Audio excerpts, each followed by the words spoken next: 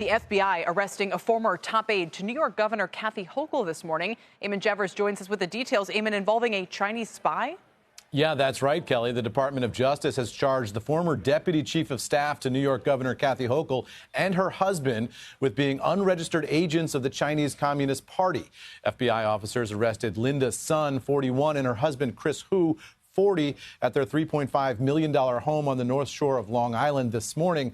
Federal officials said Sun acted as an undisclosed agent on behalf of the People's Republic of China and the Chinese Communist Party during her time as a New York State official, and her husband facilitated the transfer of millions of dollars in kickbacks for personal gain. The Department of Justice alleges that Sun wielded her position of influence to covertly promote Chinese government and Communist Party agendas.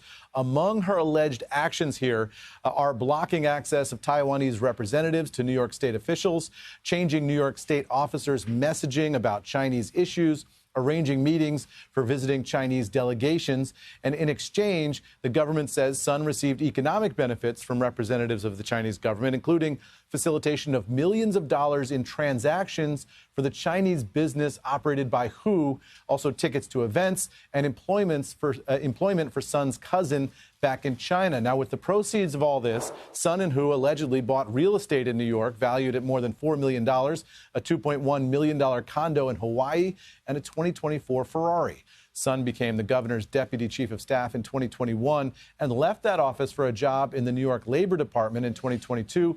She was fired in 2023 over a misconduct complaint. And Governor Hochul's press secretary said in a statement today, this individual was hired by the executive chamber more than a decade ago. We terminated her employment in March of 2023 after discovering evidence of misconduct, immediately reported her actions to law enforcement, and have assisted law enforcement throughout this process. Kelly, back over to you. So they reported her. So she must have done something to raise their suspicions then at that point. Yeah, and, those large purchases, the condo in Hawaii, the Ferrari, we don't know exactly what the husband's business here is, but for a state employee, large purchases like that will raise eyebrows. We don't know exactly what it was that, in the end, tripped this alleged scheme up, but we do know that the governor's office is saying that they did report it to authorities and they were working with authorities to investigate.